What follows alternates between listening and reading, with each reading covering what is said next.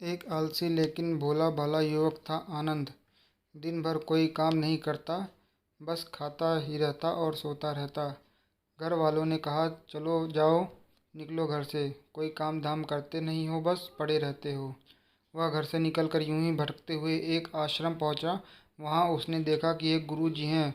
उनके शिष्य कोई काम नहीं करते, बस दिन भर मंदिर की पूजा करते हैं। उसने मन में सोचा, यह बढ़िया है, कोई काम धाम नहीं, बस पूजा ही तो करना है। गुरु जी के पास जाकर पूछा, क्या मैं यहाँ रह सकता हूँ? गुरुजी बोले, हाँ हाँ क्यों नहीं, लेकिन मैं कोई काम नहीं कर सकता हूँ गुरुजी। कोई काम नहीं करना है, बस पूजा करनी होगी। आनंद, ठीक है, वह तो मैं कर लूँगा। अब आनंद महाराज के आश्रम में रहने लगे। ना कोई काम ना कोई दाम, बस सारा दिन खाते रहो, प्रभु भक्ति में भजन गाते रहो। महीना भर हो गया। एक दिन आई एकादशी। उसने रसोई में जाकर देखा, खाने की कोई तैयारी नहीं है। उसने गुरुजी से पूछा, आज खाना नहीं बनेगा क्या? गुरुजी ने कहा, नहीं, आज तो एकादशी है, तुम्हारा भी उपवास है। उसने कहा, नहीं, अगर हमने उपवास कर लिया तो कल का दिन ही नहीं देख पाएंगे। हम नहीं कर सकते उपवास, हमें तो भूख लगती है। आपने पहले क्यों नहीं बताया? गुरुजी ने कहा, ठीक है, तुम ना करो उपवास, पर खाना भी तुम्हारे लिए कोई नहीं बनाएगा, तुम खुद बना लो। मरता क्या ना करता। गया रसोई में। गुरुजी फिर आए। देखो, अगर तुम खाना बना लो तो राम जी को भोग जरूर लगा लेना, और नदी के उस पार जाकर बना लो रसोई। ठीक है। लकड़ी, आटा, तेल, घी, सब्जी लेकर आनंद महाराज चले गए। जैसा तैसा खाना भी बनाया। खाने लगे तो याद आया, गुरुजी ने कहा राम जी को भोग लगाना है। वह भजन गाने लगे। आओ मेरे राम जी, भोग लगाओ जी, प्रभु राम आइए, श्री राम आइए, मेरे भोजन का भोग लगाइए। कोई ना आया तो बेचैन हो गया कि यहाँ तो भूख लग रही है और राम जी आ ही नहीं रहे। भोला मानस जानता नहीं था कि प्रभु साक्षात तो आएंगे नहीं, पर गुरु जी की बात मानना जरूरी है। फिर उसने कहा, देखो प्रभु राम जी, मैं समझ गया कि आप क्यों नहीं आ रहे हैं। मैंने रूखा सूखा बनाया है और आपको तरमाल खाने की आदत है, इसलिए नहीं आ रहे हैं। सुनो प्रभु, आज यहाँ वहाँ कुछ भी नहीं बना है, सबकी एकादशी है। खाना हो तो यह भोग ही खा लो। श्री राम अपने भक्त की सरलता पर बड़े मुस्कुराए और माता सीता के साथ प्रकट हो गए।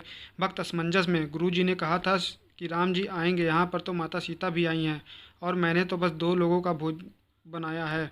चलो कोई बात नहीं, आज इन्हें ही खिला देते हैं। बोला, प्रभु मैं भूखा रह गया, लेकिन मुझे आप दोनों को देखकर बड़ा अच्छा लग रहा है। लेकिन अगली एकादशी पर ऐसा ना करना, पहले बता देना कि कितने जन आ रहे हो, और हाँ, थोड़ा जल्दी आ जाना। राम जी उसकी बात पर बड़े मुदित हुए। प्रसाद ग्रहण करके चले गए। अगली एकादशी तक यह भोला मानस सब भूल गया। उसे लगा प्रभु ऐसे ही आते होंगे और प्रसाद ग्रहण करते होंगे। फिर एकादशी आई। गुरुजी से कहा, मैं चला अपना खाना बनाने, पर गुरुजी, थोड़ा अनाज ज़्यादा लगेगा, वहाँ दो लोग आते हैं। गुरुजी मुस्कुराए, भूख के मारे बावला है, ठीक है ले जा, और अनाज ले जा। अब की बार उसने 3 लोगों का खाना बनाया। फिर गुहार लगाए, प्रभु राम आइए, सीताराम आइए, मेरे भोजन का भोग लगाइए। प्रभु की महिमा भी निराली है। भक्त के साथ कौतुक करने में उन्हें भी बड़ा मजा आता है। इस बार वे अपने भाई लक्ष्मण, भरत, शत्रुघ्न और हनुमान जी को लेकर आए। भक्त को चक्कर आ गए। यह क्या हुआ? एक का भोजन बनाया तो दो आए, दो का भोजन बनाया तो पूरा खानदान आ गया। लगता है आज भी भूखा ही रहना पड़ेगा। सबका भोजन लगाया और बैठे बैठे देखता रहा। अनजाने ही उसकी भी एकादशी हो गई। फिर अगली एकादशी आने से पहले गुरु जी से कहा, गुरु जी, ये आपके प्रभु राम जी अकेले क्यों नहीं आते? हर बार कितने सारे लोग आ जाते हैं, इस बार अनाज ज़्यादा देना।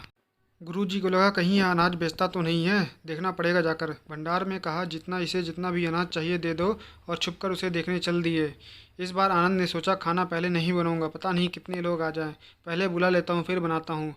फिर टेर लगाई, प्रभु राम आइए, श्री राम आइए, मेरे भोजन का भोग लगाइए। सारा राम दरबार मौजूद। इस बार तो हनुमान जी भी साथ आए, लेकिन यह क्या, प्रसाद तो तैयार ही नहीं है। भक्त ठहरा, बोला भला, बोला, प्रभु इस बार मैंने खाना नहीं बनाया। प्रभु ने पूछा, क्यों? बोला, मुझे मिलेगा तो है नहीं, फिर क्या फ़ायदा बनाने का, आप ही बना लो, खुद ही खा लो। राम जी मुस्कुराए। सीता माता भी गदगद हो गई उसके मासूम जवाब से। लक्ष्मण जी बोले, क्या करें प्रभु?" प्रभु बोले, भक्त की इच्छा है तो पूरी करनी पड़ेगी, चलो लग जाओ काम से। लक्ष्मण जी ने लकड़ी उठाई। सीता माता आटा सानने लगी। भक्त एक तरफ बैठकर देखता रहा। माता सीता रसोई बना रही थी तो कई ऋषि मुनि, यक्ष, गंधर्व प्रसाद लेने आने लगे। इधर गुरुजी ने देखा खाना तो बना नहीं, भक्त एक कोने में बैठा है। पूछा, बेटा क्या बात है, खाना क्यों नहीं बनाया? बोला, अच्छा किया गुरुजी आप आ गए, देखिए कितने लोग आते हैं प्रभु के साथ। गुरुजी बोले, मुझे तो कुछ नहीं दिख रहा तुम्हारे और अनाज के सिवा। भक्त ने माथा पकड़ लिया। एक तो इतनी मेहनत करवाते हैं प्रभु, भूखा भी रखते हैं, ऊपर से गुरुजी को दिख भी नहीं रहे, यह और बड़ी मुसीबत है। प्रभु से कहा, आप गुरु जी को क्यों नहीं दिख रहे हैं? प्रभु बोले, मैं उन्हें नहीं दिख सकता। बोला, क्यों? वे तो बड़े पंडित हैं, ज्ञानी हैं, विद्वान हैं, उन्हें तो बहुत कुछ आता है, उनको क्यों नहीं दिखते आप? प्रभु बोले, माना कि उनको सब आता है पर वे सरल नहीं हैं तुम्हारी तरह, इसलिए उनको नहीं दिख सकता। आनंद ने गुरुजी से कहा, गुरुजी, प्रभु कह रहे हैं कि आप सरल नहीं हैं इसलिए आपको नहीं दिखेंगे। गुरुजी रोने लगे, वाकई मैंने सब कुछ पाया पर सरलता नहीं पा सका तुम्हारी तरह, और प्रभु तो मन की सरलता से ही मिलते हैं। प्रभु प्रकट हो गए और गुरुजी को भी दर्शन दिए। इस तरह एक भक्त के कहने पर प्रभु ने रसोई भी बनाई। धन्यवाद।